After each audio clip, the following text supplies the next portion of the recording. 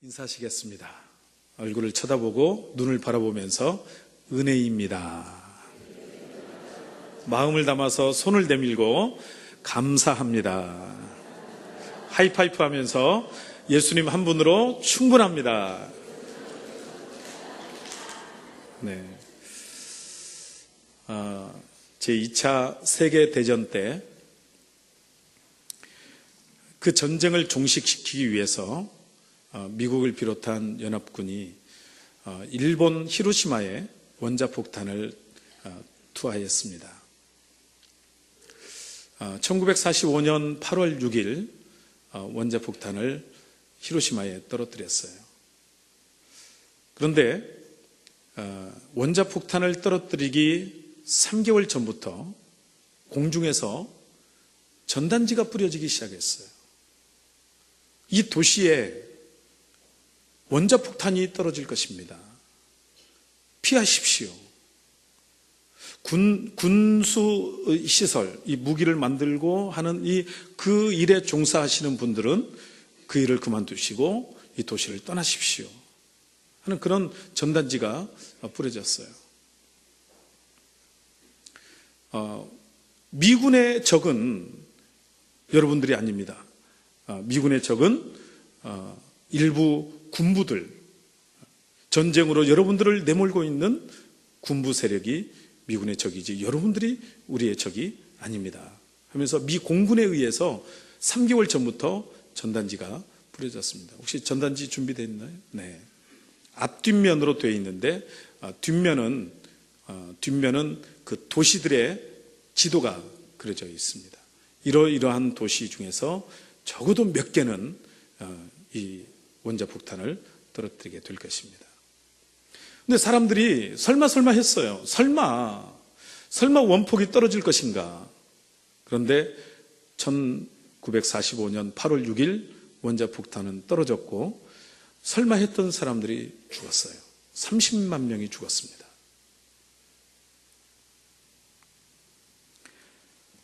여러분, 예수님이 이 땅에 오셔서 십자가를 지셨습니다. 그리고 3일 만에 부활하셨습니다. 그리고 40일 만에, 부활한 지 40일 만에 승천하셨습니다. 승천하시면서 예수님 하시는 말씀이 내가 다시 오리라 재림을 약속해주고 승천하셨습니다. 여러분, 예수님이 다시 오시는 그날은 심판의 날이요, 동시에 구원의 날입니다. 예수를 안 믿는 사람에게는 심판의 날이지만 예수를 믿는 저와 여러분에게는 구원의 날인 줄로 믿습니다.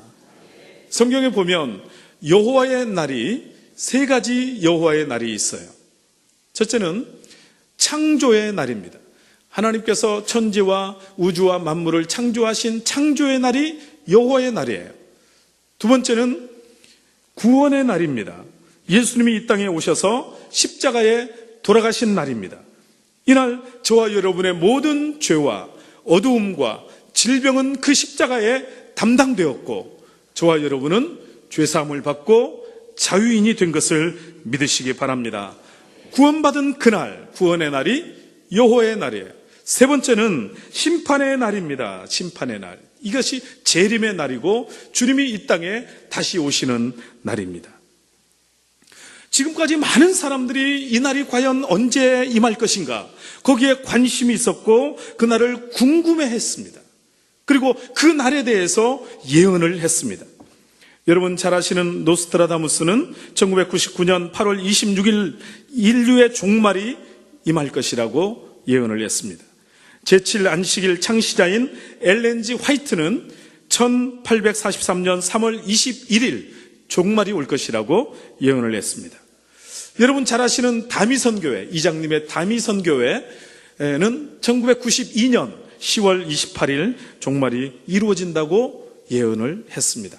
하나도 이루어지지 않았습니다. 인류 역사를 보면 수많은 사람들이 과연 예수님이 언제 오실 것인가, 과연 인류의 종말이 언제 이루어질 것인가 알고 싶어 했습니다. 오늘 본문에 보면 예수님의 제자들도 과연 그 종말의 때가 언제일까, 또 그 종말의 때에 어떤 일이 일어날 것인가 알고 싶어 했습니다. 그래서 예수님이 감람산에 올라가 앉으셨을 때 예수님께 이렇게 질문하고 있는 것입니다. 자, 오늘 본문을 포함하고 있는 이 마태복음 24장 3절 말씀을 함께 읽겠습니다. 3절 읽겠습니다. 시작. 예수께서 감람산 위에 앉으셨을 때에 제자들이 조용히 와서 이르되 우리에게 이르소서 어느 때에 이런 일이 있겠사오며 또 주의 임하심과 세상 끝에는 무슨 징조가 있사오리이까. 지금 제자들이 예수님께 이 질문을 하고 있는데 이 질문을 하고 있는 그 상황 또 그 시점이 언제인가가 또 중요합니다. 언제 어떤 상황에서 이 질문을 하고 있는가.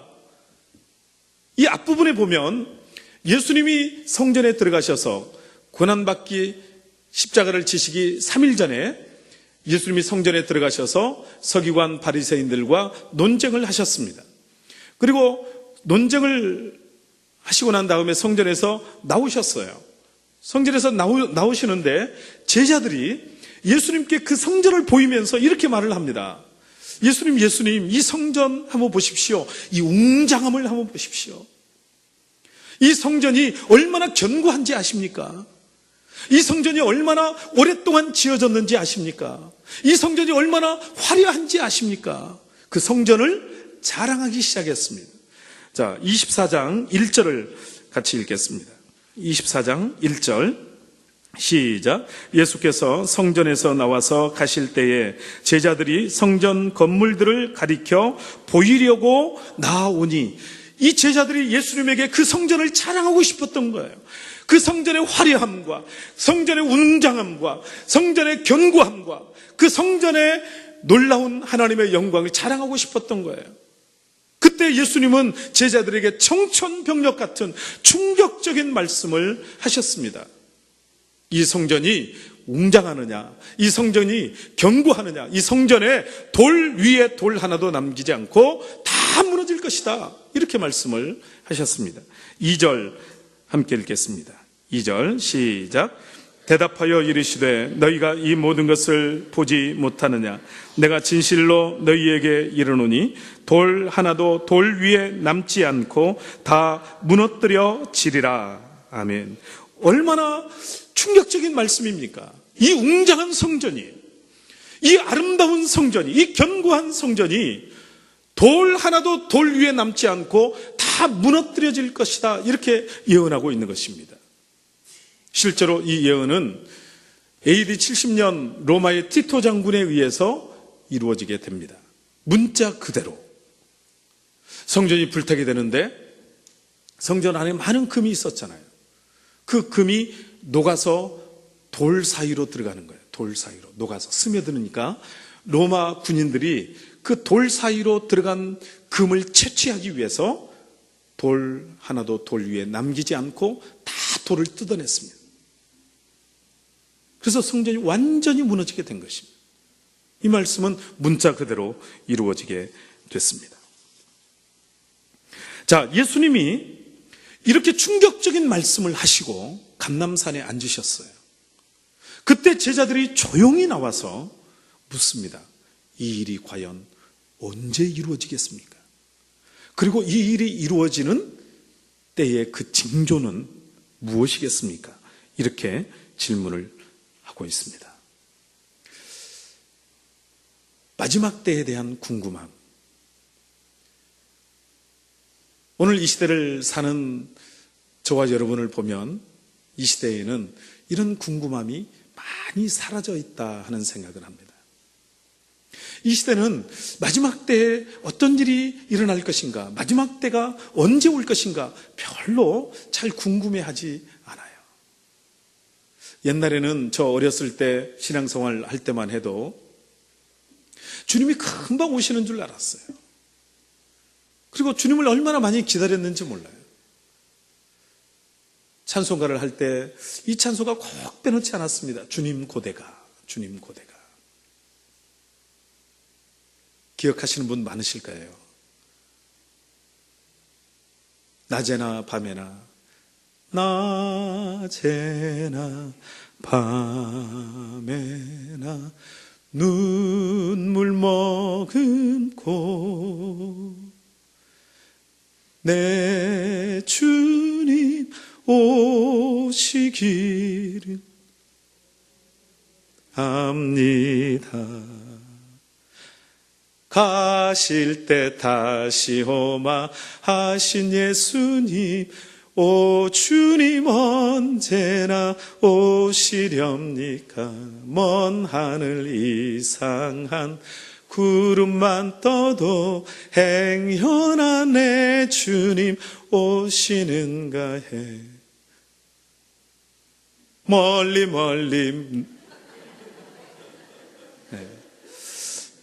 얼마나 주님 오시기를 눈물 머금고 기다리고 했는지 몰라요.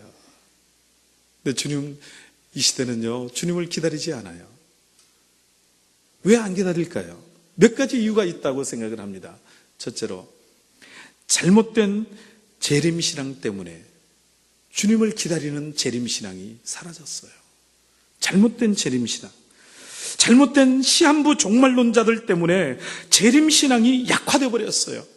결정적인 계기가 되었던 것이 1992년 10월 28일 다미선교회, 온 나라가 난리가 났잖아요. 학생들도 다 학교 때려치고 재산도 다 팔고 가정도 다 팽개치고 소복 입고 신혼 입고 밤 12시에 자정에 예수님이 오신다고 10월 28일 자정에 다 모여가지고 막 박수치고 SBS에서 막 생중계하고 막 그랬잖아요. 온 나라가 난리가 났어요. 그 무렵에 제가 전도사를 하고 있었는데 이 다미선교회 그 사건이 있고 얼마 후에 어린이 부흥회를 했습니다. 그래서 제가 막 설교하고 이제 불 꺼놓고 통성기도 하는데 애들이 막 우는 거예요. 그래서 저는 은혜 받은 줄 알고 은혜 받고 우는 줄 알고 그래서 더 열심히 기도했는데 나중에 얘기를 들어보니까 애들이 무서워서 울었다는 거예요. 그 다미선교회 그 재림 그걸 다 본 거예요. TV에서.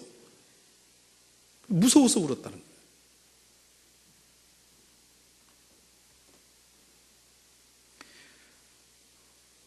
그렇게 막 난리를 쳤어요. 소복을 입고 흰옷 입고 막 박수치고 찬송하고 자정에 예수님 오신다고 다 가정 팽개치고 재산 팔아서 애들 학교도 안 보내고. 혹시 거기 있었던 분 한번 손 들어보세요. 몰라요 혹시. 왜 머리는 왜 쓰다듬어요 서정아 집사님.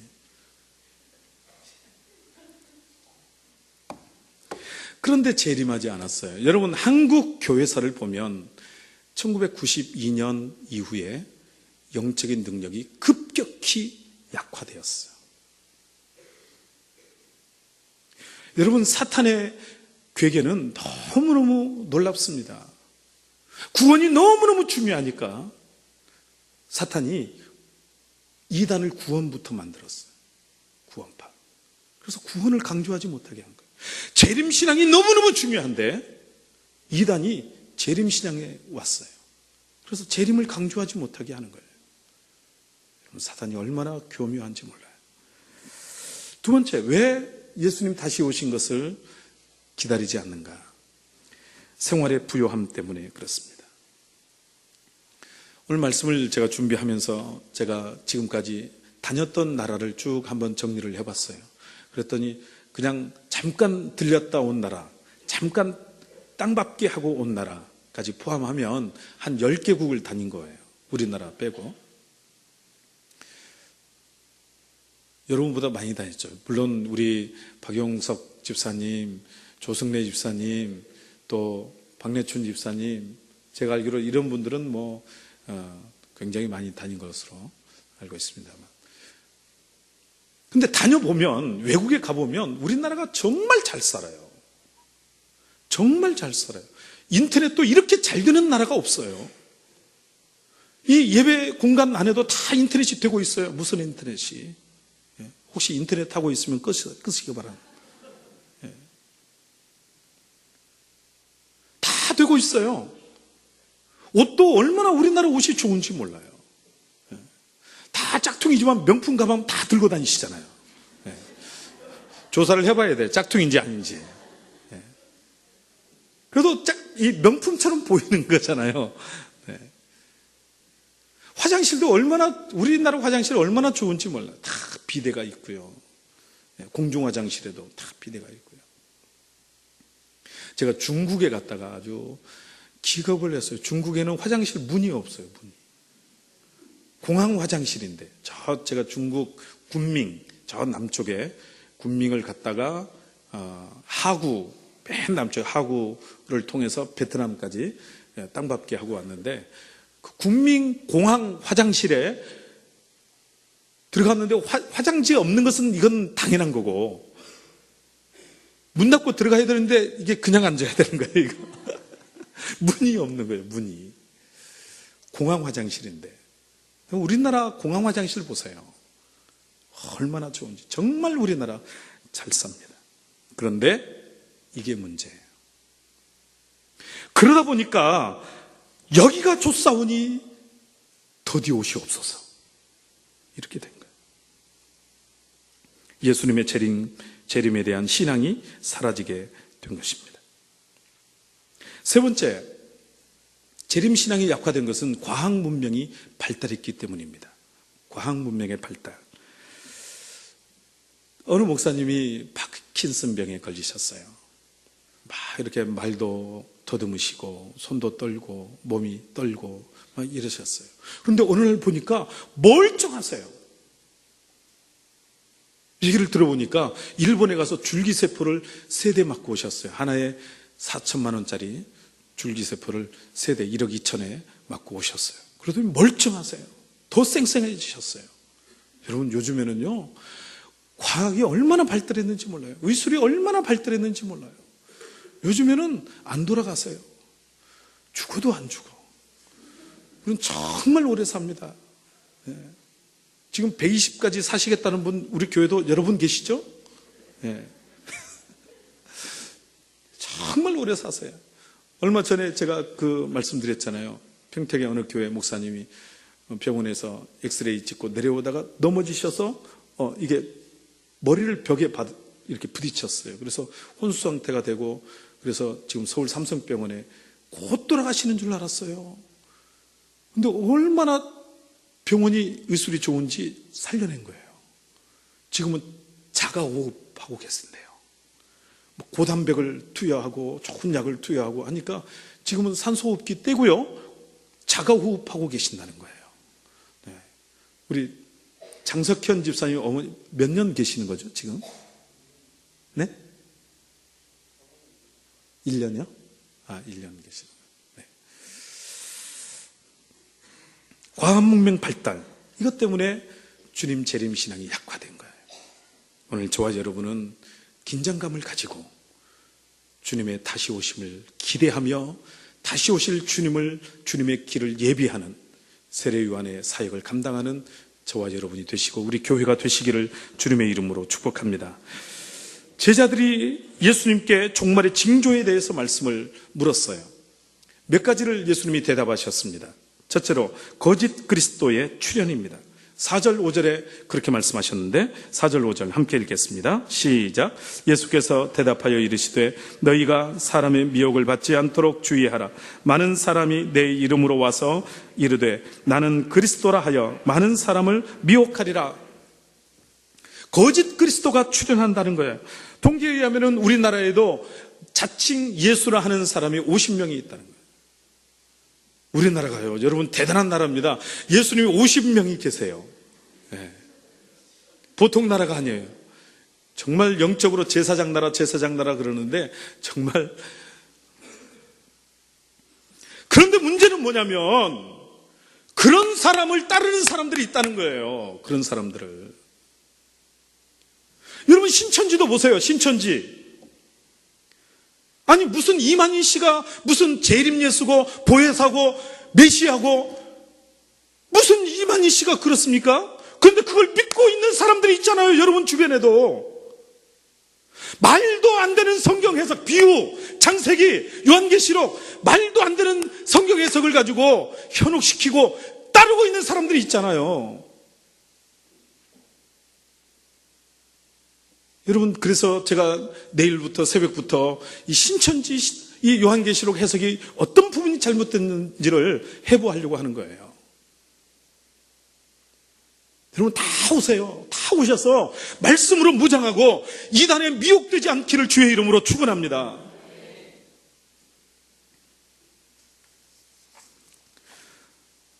두 번째 말세의 징조는 계속되는 난리와 민족과 민족, 국가와 국가 간의 분쟁입니다. 분쟁, 영토 분쟁, 과거사 분쟁. 요즘에는 그 분쟁들이 너무나 많잖아요.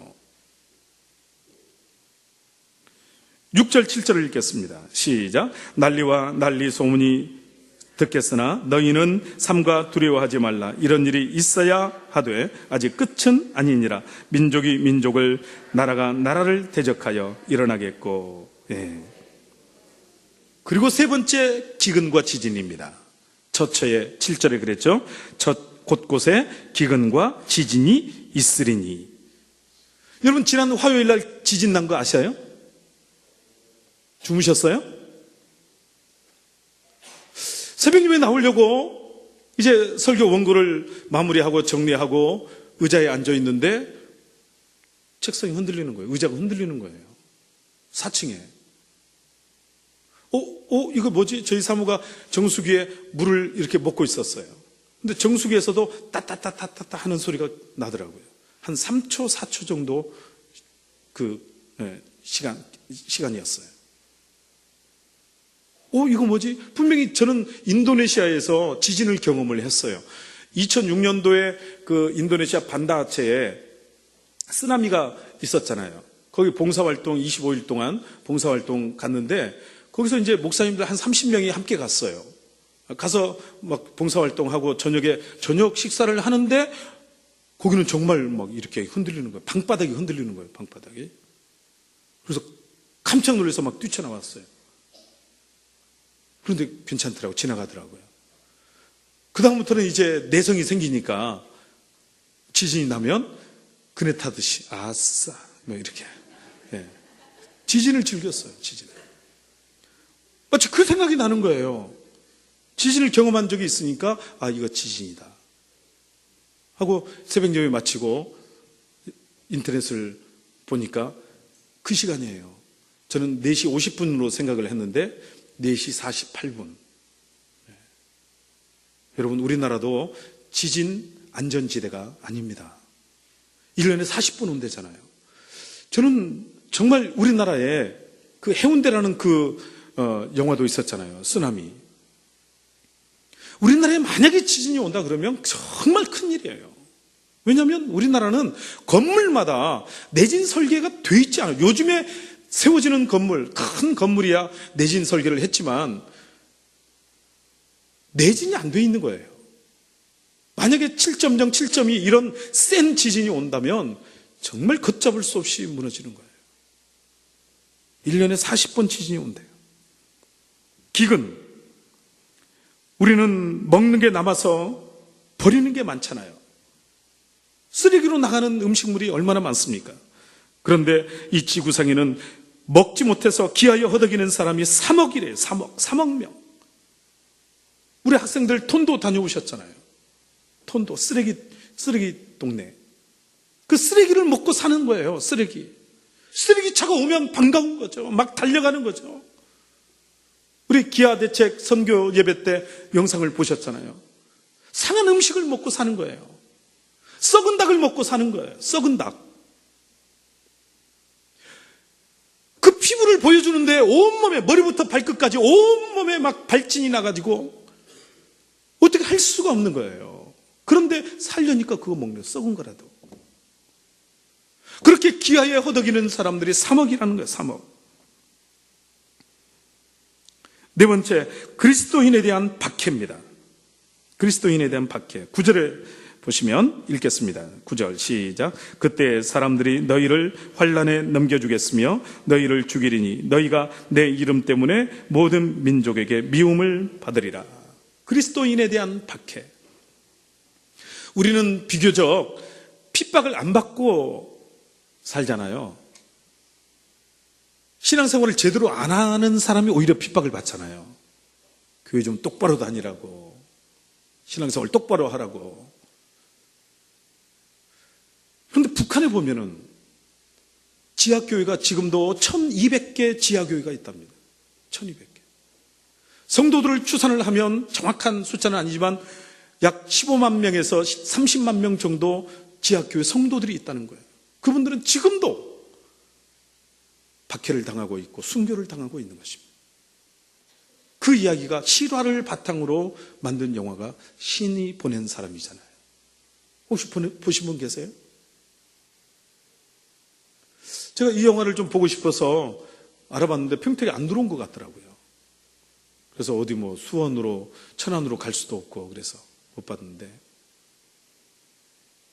그러다가 어제 제가 신문을 보다가 이걸 국민일보에다가 신청을 하면 국민일보에서 와서 상영을 해준대요. 교회나 미션스쿨이나 어떤 기업체나 이런 데 와서 상영을 해준다는 거예요. 그래서 우리 성도님들이 잘 문화 혜택을 못 누리고 언젠가는 우리가 집으로라는 영화도 극장에 모시고 어르신들을 모시고 가서 봤고, 뭐 몇 번 그렇게 제가 극장에 어르신들을 모시고 갔는데 이게 가기가 참 힘드니까 우리가 한 예배 시간을 한 금요 기도회 정도, 왜냐면 한 2시간 정도 상영을 해야 되니까 금요 기도회 정도 날을 잡아가지고 다 모여서 영화를 한번 보면 좋겠다 하는 생각을 했습니다. 5번째는 거짓 예언자들의 미혹입니다. 거짓 예언자. 요즘 얼마나 거짓 예언자들이 판을 치고 있는지 몰라요. 여러분, 예언을 다 믿지 마세요. 예언 좋아하지 마세요. 정말 예언 받으러 다니지 마세요. 안 다니시겠지만 예언 받으러 다니시지 마세요. 죄송하지만 제가 보면 뭐 제가 정확한 건 아니니까 뭐 믿거나 말거나입니다만, 제가 보면 예언하는 사람 90% 이상이 가짜입니다. 예언하는 사람, 자기 생각을 예언하는 거예요. 하나님께 받아서 말하는 것이 아니에요. 그리고 그 예언의 90% 이상이 뭔지 아세요? 주의종대라는 거예요. 신학교 가라는 거예요. 여러분, 지금 신학교 가면 어떡하라고? 지금 그 나이에 신학교 가서 뭐 하시겠어요? 90% 이상이 신학교 가라는 거예요. 물론 하나님이 특별한 어떤 경륜과 섭리 가운데 그렇게 사도 바울을 부르신 것처럼 그렇게 부르실 수도 있죠. 그런데 다 신학교 가라 그래가지고 말도 안 되는 신학을 졸업하는 거예요. 말도 안 되는. 지금 우리 교단에도요, 이런 분들이 얼마나 많이 문제가 되어 발칵 교단이 뒤집혔어요. 특히 여자 목사님들. 어줍지 않은 신학교 졸업해가지고 장로교 10개 모이면, 5개 이상 모이면 한 개 교단을 만들 수가 있습니다. 지금 우리나라 법으로. 그래서 한 10개 되는 그 교단에서 목사 한 수를 받은 거예요. 300만 원 주고.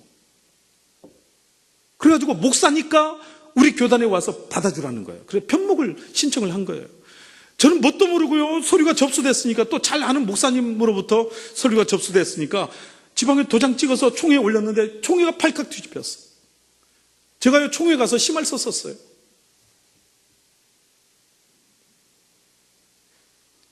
저는 뭣도 모르고 도장을 찍어준 건데 나중에 보니까 이 사람들이 거기서 어줍지 않은 신학 졸업해가지고 300만 원씩 돈 주고 목사 한 수를 받고 우리 교단으로 들어오려고 했던 거예요.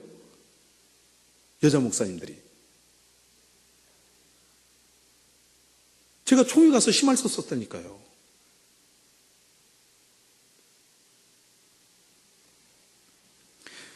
지금 한국에 놀고 있는 목사가 2만 명이랍니다. 놀고 있는 목사가.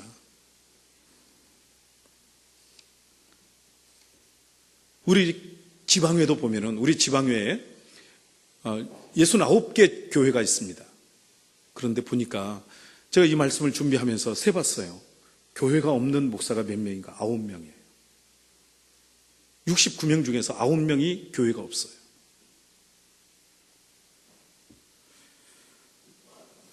여러분, 함부로 기도받으면 안 됩니다. 6번째 종말의 징조는 사랑이 식어진다는 거예요. 12절 읽겠습니다. 12절 시작. 불법이 성함으로 많은 사람의 사랑이 식어지리라. 요즘에는 정말 인간미가 사라진 거예요. 인간미가 없어져요. 공감 능력이 없어요. 공감하는 모습이 없어지는 거예요. 우리 주님이 그렇게 말씀하셨잖아요. 우는 자와 함께 울고 기뻐하는 자와 함께 기뻐하라. 그런데 요즘에는 우는 자와 함께 울지 않아요. 기뻐하는 자와 함께 기뻐하지 않아요. 공감하지 않아요. 지도자는 뭐냐? 지도자의 능력은 뭐냐면 공감하는 사람이 지도자입니다. 공감하는 사람. 그런데 공감하지 않아요. 여러분, 왜 다윗에게 환난당한 모든 자, 빚진 자, 마음이 원통한 자들이 다윗에게 모였을까요? 왜요? 사울 왕은 공감하지 않아요. 지도자인데, 왕인데 백성들과 공감하지 않아요. 다윗에게 환난당한 모든 자, 빚진 자, 마음이 원통한 자들이 모인 것은 다윗이 공감할 줄 아니까. 자, 그런데 이런 징조가 있으면 끝인가? 이런 징조가 있으면 예수님이 오시는가? 오늘 말씀이 그랬잖아요. 끝은 아니다 그랬잖아요. 끝은 아니에요. 그럼 언제 끝인가? 언제 예수님이 오시는가? 제가 발표를 합니다. 기대하시라. 개봉박두. 자, 언제 끝이 오느냐? 14절 함께 읽겠습니다. 14절 시작. 이 천국 복음이 모든 민족에게 증언되기 위하여 온 세상에 전파되리니 그제야 끝이 오리라. 아멘. 이때 끝이 옵니다. 천국 복음이 온 세상에 전파될 때 이때 끝이 옵니다. 여러분, 천국 복음은요 어느 한 민족의 전유물이 아니에요. 천국 복음은 어느 한 민족의 전유물도 아닙니다. 천국 복음은 온 세상 복음이에요. 천국 복음은 모든 민족의 복음이에요. 그래서 아브라함을 부르실 때도 이 아브라함을 축복하실 때 어떻게 축복하셨죠? 너를 인하여 천하 만민이 복을 받으리라. 천하 만민이에요. 여러분, 요한계시록 7장 9절 말씀에 보면 천국에 구원받아서 주님 보좌를 둘러서서 찬양하고 영광을 돌리고 예배하고 있는 그 사람들의 모습을 말씀하고 있어요. 누가 천국에 올라가서 그렇게 하나님을 예배하고 찬양하고 있는가? 함께 읽겠습니다. 계시록 7장 9절 시작. 이 일 후에 내가 보니 각 나라와 백성과 방언에서 아무도 능히 셀 수 없는 큰 무리가 나와 흰옷을 입고 손에 종려가지를 들고 보좌 앞과 어린 양 앞에 서서, 그 다음 절 말씀에 보면 구원하심이 하나님과 어린 양에게 있도다 외치는 거예요. 여기 보세요. 각 나라, 족속, 백성, 방언, 어느 한 민족의 전유물이 아니에요. 구원은 백인들만의 것이 아니고 미국 사람들의 것만 아니고 우리 한국 사람들만 것도 아니고 모든 사람들의 것입니다. 왜요? 왜 구원이 모든 사람의 것인가요? 첫째는 모든 사람이 죄인이기 때문에, 둘째는 예수님이 모든 사람을 위해서 오셨기 때문에, 그래서 구원은 모든 사람의 것입니다. 그런데 이 땅에는 미전도 종족, 아직 복음이 들어가지 않은 미전도 종족이 5천 종족이 있는 거예요. 5천 종족. 1989년에는 12,000 종족이 있었습니다. 하루에 한 종족씩 없어진 거예요. 미전도 종족이. 지금은 5천 종족이 남았어요. 그러면 5천일만 지나면 예수님 오시겠네? 천만에요. 그렇지 않아요. 지금 남은 이 5천 종족이 만만한 종족이 아닙니다. 이 5천 종족은 힌두교, 그리고 불교, 골수 불교, 그리고 이슬람. 강력한 이슬람. 여러분, 지금 제가 12년 전에 터키 그 소아시아 성지순례를 갔다가 깜짝 놀란 게요, 로마 시대에 2000년 전에 초대교회 때 정말 기독교를 꽃피웠던 그런 곳이 다 회교 국가가 돼버렸어요. 회교 시설이 돼버렸어요. 교회, 하나님을 예배했던 그런 곳이 다 마호멧을 예배하는 곳으로 바뀌어버렸어요. 벽화 이런 것들은 다 덧칠해져 버렸어요.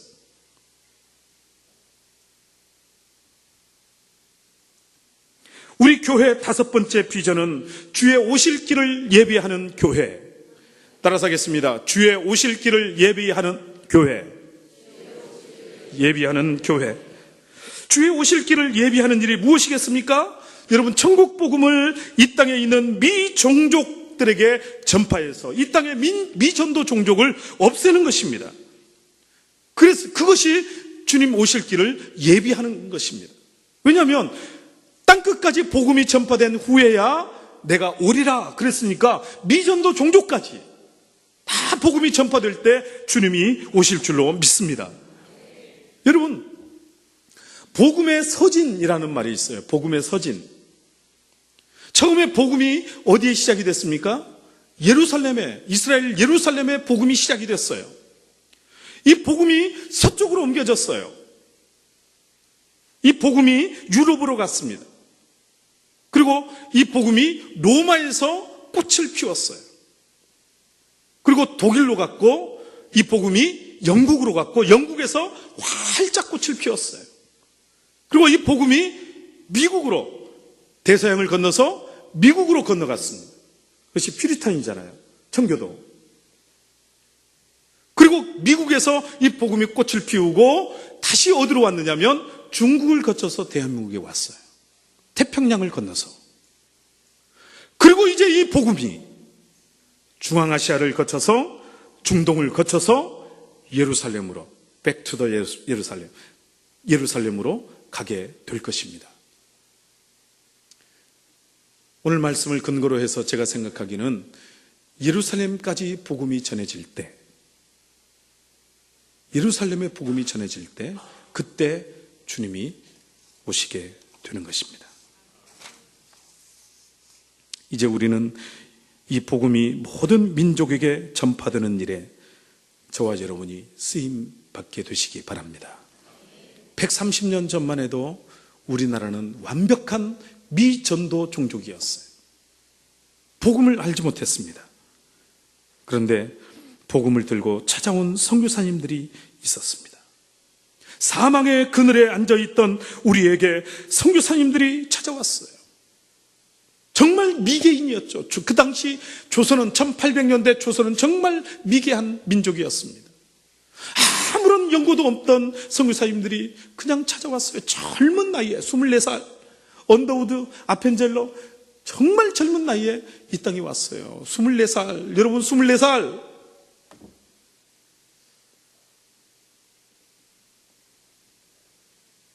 언더우드 선교사님의 보이지 않는 조선의 마음, 이 기도문이 참 마음을 울려요.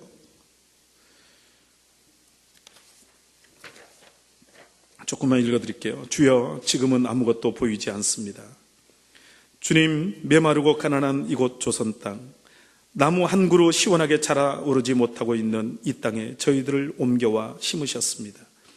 그 넓고 넓은 태평양을 어떻게 건너왔는지 그 사실 자체가 기적입니다.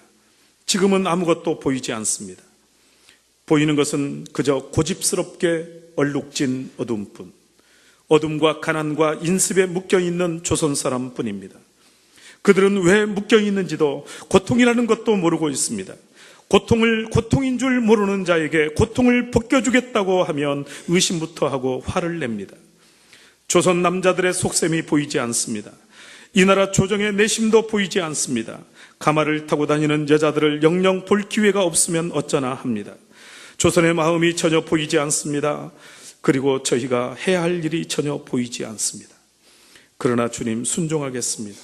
겸손하게 순종할 때 주님께서 일을 시작하시고 그 하시는 일을 우리들의 영적인 눈으로 볼 수 있는 날이 있을 줄 믿습니다.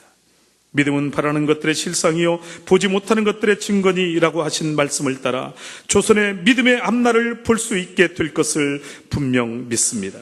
지금은 우리가 황무지 위에 맨손으로 서 있는 것 같사오나, 지금은 우리가 서양 귀신, 양귀신이라고 손가락질 받고 있사오나, 자녀들이 우리 영혼과 하나인 것을 깨닫고 하늘나라 한 백성 한 자녀임을 알고 눈물로 기뻐할 날이 있음을 믿나이다. 지금은 예배드릴 예배당도 없고 학교도 없고 그저 이곳 모든 사람들로부터 경계와 의심과 멸시와 천대함이 가득한 곳이지만 이곳이 머지않아 은총의 땅이 되리라는 것을 믿습니다. 마음이 뭉클해요. 아무것도 보이지 않는 신앙의 불모지였는데 그곳에 생명을 심었어요. 그곳에 수많은 선교사님들이 피를 흘렸어요. 자식을 묻었어요. 여러분, 양화진에 가면 거기 수많은 선교사님들의 무덤이 있어요. 제 마음을 뭉클하게 하는 그 한 장소가 뭐냐면 아기들의 무덤이에요. 아기들의 무덤. 양화진에요, 아기들 무덤이 있어요. 선교사님 아기들 1살, 2살, 3살. 이 아이들이 무슨 죄겠어요? 이 아이들이 부모 잘못 만나서 부모 따라서 여기까지 왔고 이 땅에서, 조선 땅에서, 이 어두운 땅에서 태어나서 미개한 땅에서 풍토병 걸려가지고 사경을 헤맬 때 부모는 아무것도 해줄 게 없었던 거예요. 만약에 자기 고국에 있었더라면 좋은 의료시설, 좋은 병원, 좋은 약, 병에 걸리지 않았을 뿐만 아니라 병에 걸렸다 할지라도 생명의 지장이 없고 살아날 수 있었을 텐데 이 땅에 왔기 때문에 죽은 아이들이에요. 아기들 무덤. 그 무덤 앞에서 뭉클한 거예요. 그분들 덕분에 우리는 지금 한국 교회 6만여 교회가 됐습니다. 전 세계에 복음을 수출하고 선교사로 나가 있는 선교사님들이 2만 1,000명, 미국을 이어서, 미국이 4만 5천 명이고 미국 이어서 2만 1,000명 선교 대국이 된 거예요. 2위. 이제 우리는, 저와 여러분은 말할 수 없는 빚진 사람들입니다. 이 빚을 갚아야 돼요.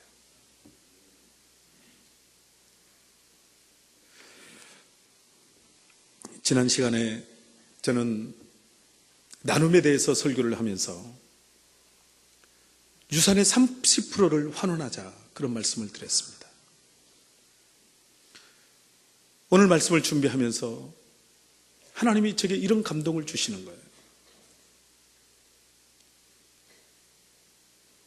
우리가 부모님의 이름으로 또는 자녀의 이름으로 선교지에다가 교회를 세우자. 유산 받았다고 좋아하지 말고, 유산 받고 싸우지 말고, 다 보면은요, 가정마다 유산이 문제예요. 유산이 더 받으려고. 유산이 문제예요. 여러분, 유산은 여러분 것이 아니에요. 유산 욕심내지 마세요. 옆 사람한테 얘기해 주세요. 유산 욕심내지 마세요. 당신 거 아니에요.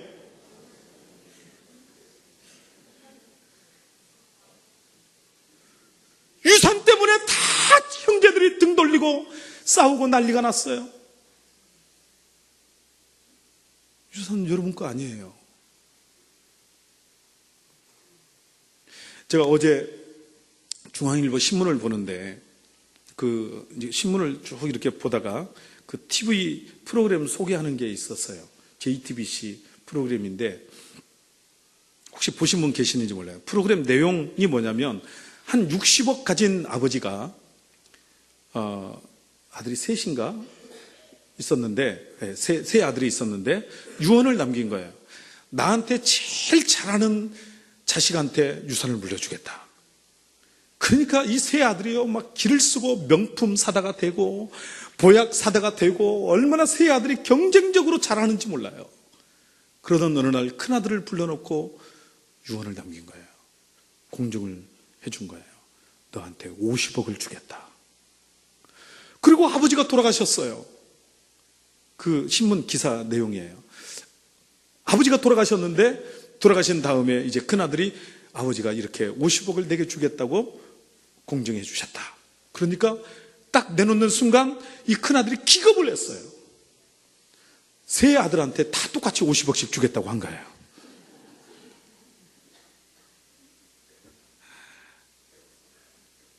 어떤 공증이 효력이 있느냐. 이것 때문에 이제 방송을 한 것 같아요. 혹시 보신 분 계시는지 모르겠어요. 여러분, 유산은 내 것이 아닙니다. 우리가 그런 꿈을 가지셨으면 좋겠어요. 선교지에다가 내 이름으로 세워도 좋고, 제가 필리핀 선교지를 갔더니 한 장로님이 은퇴 기념으로 예배당을 세운 거예요. 감동이 된 거예요. 멋있잖아요. 평생을 장로로 봉직하고 섬기다가 은퇴한 기념으로 선교지에다가 이 예배당을 세우고 그리고 천국 가시는 거죠. 얼마나 멋있어요. 내 이름으로 세워도 좋고, 부모님 이름으로, 부모님께 유산을 받았다면 부모님 이름으로 세워도 좋고, 또 내 자녀를 하나님께 맡깁니다.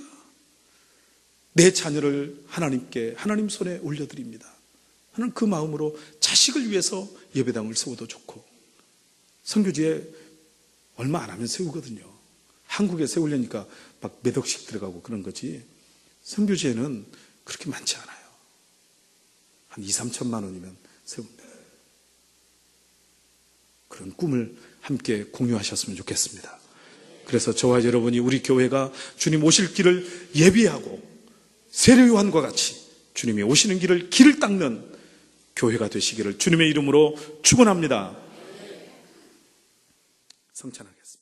우리 주님 예수 그리스도의 은혜와 하나님 아버지의 크고 놀라우신 사랑하심과 보혜사 성령님의 내주 충만 인도 역사하심이 오늘 주신 말씀을 마음에 담고 주님의 피 묻은 복음을 땅끝까지 전파함으로 주님이 이 땅에 다시 오실 그 길을 예비하는, 주의 오실 길을 예비하는 세례 요한과 같은 주의 첩병을 평탄케 하는 사역을 감당하는 교회 성도가 되어지기를 말씀 앞에 결단하고 다짐하는 모든 주의 백성들 머리머리 위에, 뜨거운 가정, 사업, 직장, 자녀들 위해 몸된 교회와 이 민족 위에 이제로부터 영원토록 함께 계실지어다. 아멘.